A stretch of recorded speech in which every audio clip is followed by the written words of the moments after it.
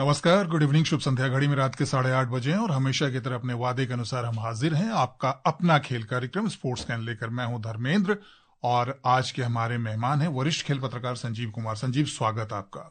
नमस्कार। Champions trophy से जिस तरीके से इंग्लैंड की विदाई हुई है, बिल्कुल भी इसकी उम्मीद तो थी ही नहीं इंग्लैंड की टीम और इस तरह से पहले राउंड में ही बाहर हो जाए और लीग मुकाबलों में ही बाहर हो जाए, और वो भी पराजय इतनी बड़ी बड़ी।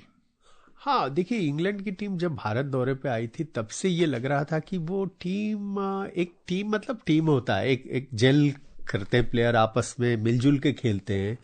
स्कैटर्ड दिखी, मतलब छितराई हुई दिखी, कोई कहीं खेल रहा, कोई कहीं खेल रहा, कोई मकसद नहीं दिख रहा टीम में, और उसका असर दिखा। भारत में बुरी तरह हारे और ऐसा लग रहा था कि वापसी करेंगे, लेकिन वो कर नहीं पाए और अब तो बटलर की कप्तानी भी चली गई।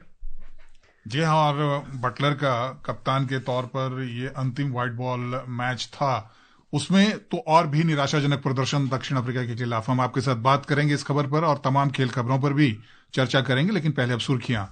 दक्षिण अफ्रीका की टीम ग्रुप बी से आईसीसी चैंपियंस ट्रॉफी क्रिकेट के सेमीफाइनल में पहुंची। दुबई में कल अंतिम लीग मुकाबला भारत और न्यूजीलैंड के बीच खेला जाएगा। प्राग मास्टर शतरंज प्रतियोगिता में अरविंद चिदम्बरम ने अकेली बढ़त बनाई। ग्रैंड मास्टर आर प्रज्ञानंदा ने अपनी पहली जीत दर्ज की और जर्मन ओपन बैडमिंटन टूर्नामेंट के मिक्स डबल सेमीफाइनल में तनिषा क्रेस्टो और ध्रुव कपिला की हार के साथ ही भारत की चुनौती समाप्त।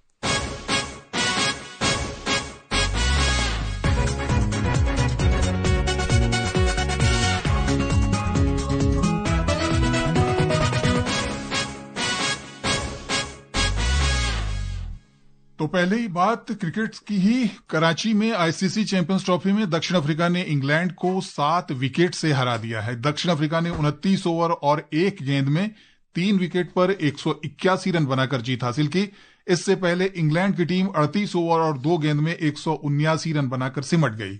इस जीत से दक्षिण अफ्रीका की टीम ग्रुप बी में शीर्ष पर रहते हुए सेमीफाइनल में पहुंची है। ऑस्ट्रेलिया पहले ही सेमीफाइनल में जगह बना चुका है। तो बिल्कुल आप सही कह रहे थे, इंग्लैंड की टीम कहीं से भी इस टूर्नामेंट में उस एक मुकाबले को छोड़ के जो ऑस्ट्रेलिया के साथ हुआ था, जिसमें 350 से अधिक रन बनाए, तो उसके बावजूद वो मैच हारी थी, कहीं भी मुकाबले में टिकी हुई दिखाई दी ही नहीं। और ऐसा लगता है कि ऑस्ट्रेलिया के खिलाफ उस हार ने इस टीम को और भी ज्यादा मनोवैज्ञानिक रूप से कमजोर कर दिया, कह सकते हैं। लेकिन अगर आप पिछला मुकाबला निकाल कर देखें, अफगानिस्तान के खिलाफ जो खेल रहे थे, उसमें आप देखिए तो उनका कोई ऐसा दिख नहीं रहा था कि वो बहुत खराब शॉट्स खेल करके आउट हुए।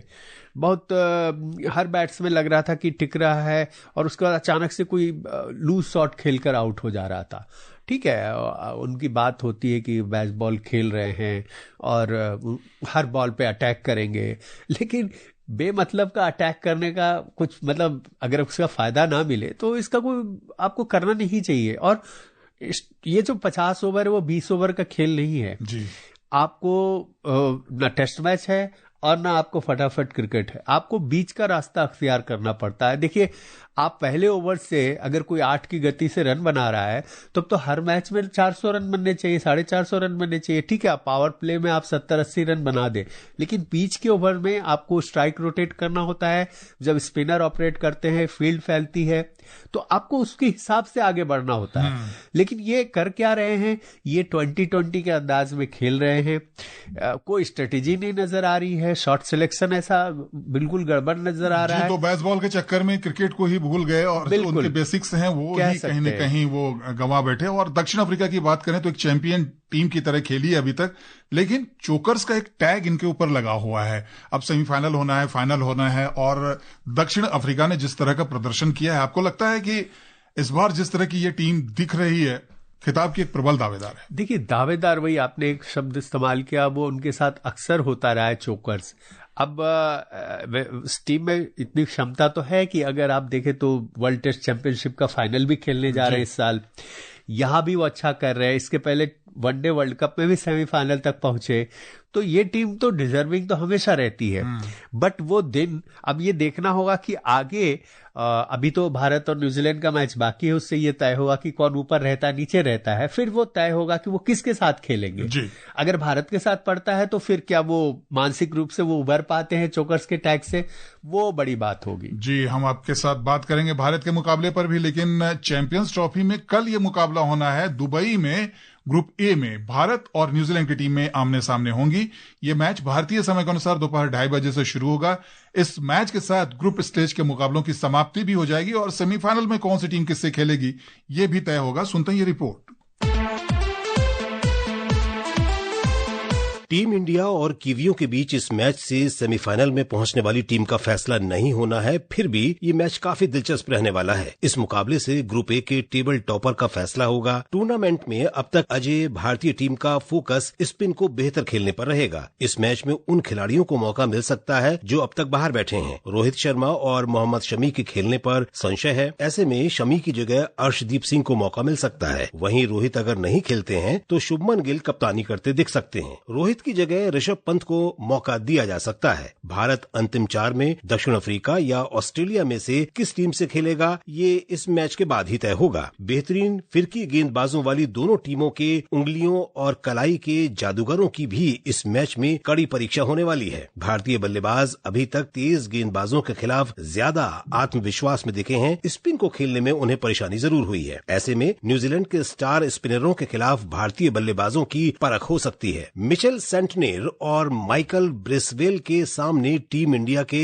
धुरंधरों को कड़े इम्तिहान से गुजरना होगा। शुभमन गिल, विराट कोहली, श्रेयस अय्यर और केएल राहुल को अपने बल्ले का दम दिखाना होगा। दुबई के इस मैदान की पिच अब ताजा नहीं है, जिससे सूख चुकी पिच पर स्पिनरों को मदद मिल रही है। भारत की जडेजा, अक्षर और कुलदीप की स्पिन तिकड़ी भी कमाल कर सकती है। वैसे कल वॉशिंगटन सुंदर और वरुण चक्रवर्ती में से किसी एक को मौका मिल सकता है। न्यूजीलैंड के पास Kane Williamson, Will Young, Tom Latham, Devon Conway जैसे स्पिन को बखूबी खेलने वाले बल्लेबाज हैं। उन्हें भी भारतीय स्पिनर्स का काट ढूंढना होगा। जाहिर है नॉकआउट मुकाबलों से पहले दोनों टीमें जीत की लय बरकरार रखने के लिए हर दांव आजमाएंगी। Vishal Sharma, sports can. तो मुकाबला बड़ा है और न्यूजीलैंड के साथ इस मैच को लेकर भारतीय टीम भी काफी तैयारी कर रही है, काफी तैयार है। और बल्लेबाज केएल राहुल ने क्या कहा इस मुकाबले को लेकर वो भी सुन लेते हैं। No team can be taken lightly. So yeah, that's how we've looked at things. And New Zealand has always been a very formidable team and very competitive team. They've done really well over the years. We've played against them a lot of times in ICC events as well against us. It's been quite even, the contest. So I think it'll be another competitive game. Sanjeev, हालांकि इस मुकाबले का semifinal में पहुंचने से कोई लेना देना नहीं है, लेकिन ये तय होना है कि टेबल टॉपर कौन रहेगी। और ये जो मुकाबला है दो बेस्ट टीमों के बीच कहा जा सकता है, क्योंकि न्यूजीलैंड की टीम बहुत बढ़िया क्रिकेट खेल रही है और भारत तो लगातार बढ़िया क्रिकेट का प्रदर्शन कर ही रहा है। बिल्कुल, देखिए न्यूजीलैंड की टीम सब कॉन्टिनेंट की परिस्थितियों में वो जिस तरह से खेल रही है, पाकिस्तान में उन्होंने जैसा खेला है, और सब कॉन्टिनेंट में आने के बाद, सब कॉन्टिनेंट तो यूएई उधर उसको नहीं शामिल करे, बट परिस्थितियां कमोबेश भारत की तरह ही होती हैं, तो वहां पर जाके स्पिनर्स का रोल हो सकता है। अभी जो पिच की जो रिपोर्ट थी उसमें बात कही गई, तो स्पिनर्स को किस तरह से बाहर के जो बैट्समैन वो खेलते हैं और स्पिन किस तरह से करते हैं, इन दोनों में न्यूजीलैंड की टीम अच्छी है। और मुझे लगता है कि ये एक कहे तो जो फाइनल का ट्रेलर हो सकता है, क्योंकि मुझे फॉर्म को देखते हुए लग रहा है कि एक बार फिर से यही दोनों टीमें फाइनल में भिड़ सकती हैं। और जब जिन खिलाड़ियों को लग रहा था, बात कर रहे हैं कि बाहर बिठाया जा सकता है, वो चोट की वजह से नहीं, मुझे लगता है स्ट्रेटेजिकली उनको बाहर किया जाएगा। शमी का सामना अभी ना हो, अचानक से फिर शमी को फाइनल में खेलना पड़े जी। और कुछ स्पिनर्स को भी एक आधी बाहर रखा जाए। ये मैच अपने बेंच वाले प्लेयर को खिला के भारत जीतना चाहेगा, मनोवैज्ञानिक बढ़त लेना चाहेगा। और उधर लाहौर में कल अफगानिस्तान के खिलाफ मैच के दौरान चोटिल हुए ऑस्ट्रेलिया के सलामी बल्लेबाज मैथ्यू शॉर्ट भारत या न्यूजीलैंड के खिलाफ चैंपियंस ट्रॉफी सेमीफाइनल से बाहर रह सकते हैं। ऑस्ट्रेलिया के कप्तान स्टीव स्मिथ ने कहा है कि वे पूरी तरह से फिट नहीं है, अगले मैच में उनका रिकवर हो पाना मुश्किल होगा। बात रणजी ट्रॉफी की। नागपुर में रणजी ट्रॉफी क्रिकेट के फाइनल में विदर्भ ने केरल के खिलाफ अपनी स्थिति मजबूत कर ली। आज चौथे दिन का खेल समाप्त होने तक विदर्भ ने दूसरी पारी में 4 विकेट पर 249 रन बना लिए थे। करुण नायर 132 और कप्तान अक्षय वाडकर 4 रन बनाकर क्रीज पर हैं। पहली पारी में विदर्भ को 37 रन की बढ़त मिली है। क्रिकेट की एक और खबर, बेंगलुरु में विमेन्स प्रीमियर लीग WPL में दिल्ली कैपिटल्स के खिलाफ मुकाबले में रॉयल चैलेंजर्स बेंगलुरु ने पहले बल्लेबाजी करते हुए ताजा समाचार मिलने तक 2 विकेट पर 106 रन बना लिए हैं। और अब बात शतरंज की। प्राग मास्टर्स शतरंज प्रतियोगिता में भारत के अरविंद चिदम्बरम ने अकेली बढ़त हासिल कर ली है। तीसरे दौर में उन्होंने चीन के शीर्ष वरीयता प्राप्त वेई यी को हराया। उधर ग्रैंड मास्टर आर प्रज्ञानानंदा ने पहली जीत दर्ज की है।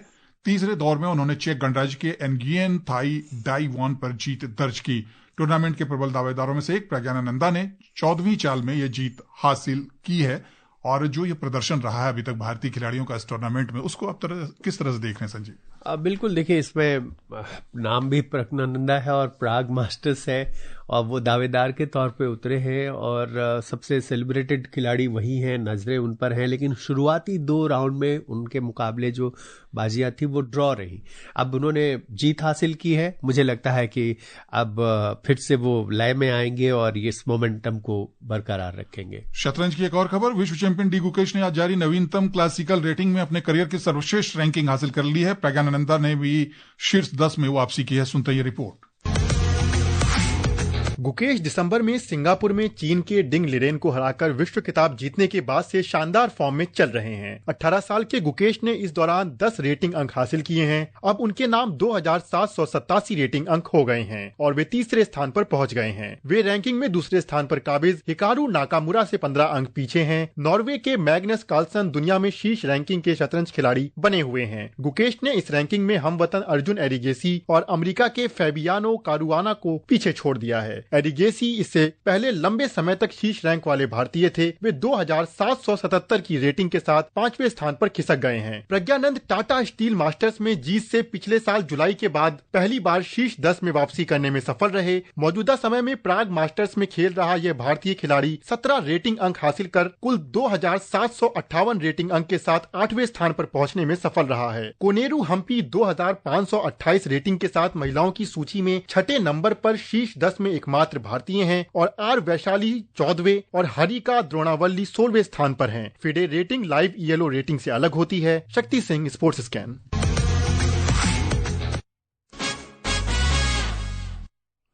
दो बार के ओलंपिक पदक विजेता नीरज चोपड़ा ने आज सरकार के fit India Sunday on cycle अभियान को समर्थन देने का संकल्प लिया।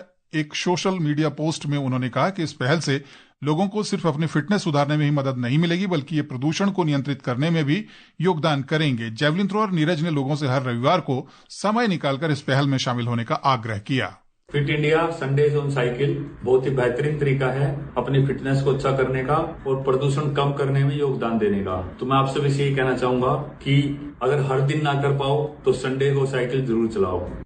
साइकिलिंग अभियान की शुरुआत पिछले साल 17 दिसंबर को खेल मंत्री मनसुख मांडविया ने फिटनेस का डोज आधा घंटा रोज और प्रदूषण का समाधान खोजने के समग्र उद्देश्य के साथ की थी। इस सप्ताह की साइकिलिंग पहल की थीम मोटापे से लड़ना है। उधर कोच्चि के जवाहरलाल नेहरू स्टेडियम में इंडियन सुपर लीग ISL में इस समय जमशेदपुर FC और केरला ब्लास्टर्स FC के बीच अहम मुकाबला चल रहा है। हाफ टाइम तक केरला ब्लास्टर्स 1-0 से आगे। इससे पहले आज मुंबई में मेजबान मुंबई सिटी FC और मोहन बागान सुपर जायंट्स के बीच मुकाबला 2-2 से ड्रॉ रहा। मोहन बागान के अब 22 मैच में 52 अंक हैं और वह शीर्ष पर है। सेमीफाइनल में उसकी जगह पहले ही पक्की हो चुकी है। जर्मन ओपन बैडमिंटन टूर्नामेंट के मिक्स डबल्स में तनिषा क्रेस्टो और ध्रुव कपिला की हार के साथ ही भारत की चुनौती समाप्त हो गई है। सेमीफाइनल में आज 8वीं वरीयता प्राप्त तनिषा और ध्रुव को इंडोनेशिया के ग्लोरिया विडजाजा और रेहान कुशार जानतो ने कड़े मुकाबले में 23-25, 21-10, 15-21 से हराया। अखिल भारतीय टेनिस संघ AITA की चयन समिति ने आगामी बिलजिन किंग कप के लिए शीर्ष रैंकिंग वाले खिलाड़ियों को भारतीय टीम में शामिल किया है। टीम का नेतृत्व अंकिता रैना करेंगी, जबकि विशाल उप्पल की कप्तान के तौर पर 2 साल बाद वापसी हुई है। और स्वीडन के मोंडो डुप्लांटिस ने अमेरिका के क्लेरमोंट में विश्व एथलेटिक्स इंडोर टूर मीट के दौरान पोल वॉल्ट में अपना विश्व रिकॉर्ड बेहतर किया। उन्होंने 6.27 मीटर की कूद लगाकर अपने पिछले रिकॉर्ड को सुधारा। ओलंपिक और विश्व चैंपियन डुप्लांटिस ने पोलैंड में अगस्त में बनाए गए अपने विश्व रिकॉर्ड से 1 सेंटीमीटर बेहतर प्रदर्शन किया है। और अब घड़ी की सुइयां कह रही हैं संजीव की समय समाप्त हो रहा है, लेकिन कल की फेवरेट टीम आपकी कौन सी है? ऑब्वियसली भारत। हम आपके साथ फिर बात करेंगे और फिलहाल आपको कहना चाहेंगे धन्यवाद। नमस्कार। दोस्तों, अब घड़ी की सुइयां कह रही हैं कि आज हम भी कहें आपसे अलविदा। नमस्कार, फिर होगी मुलाकात।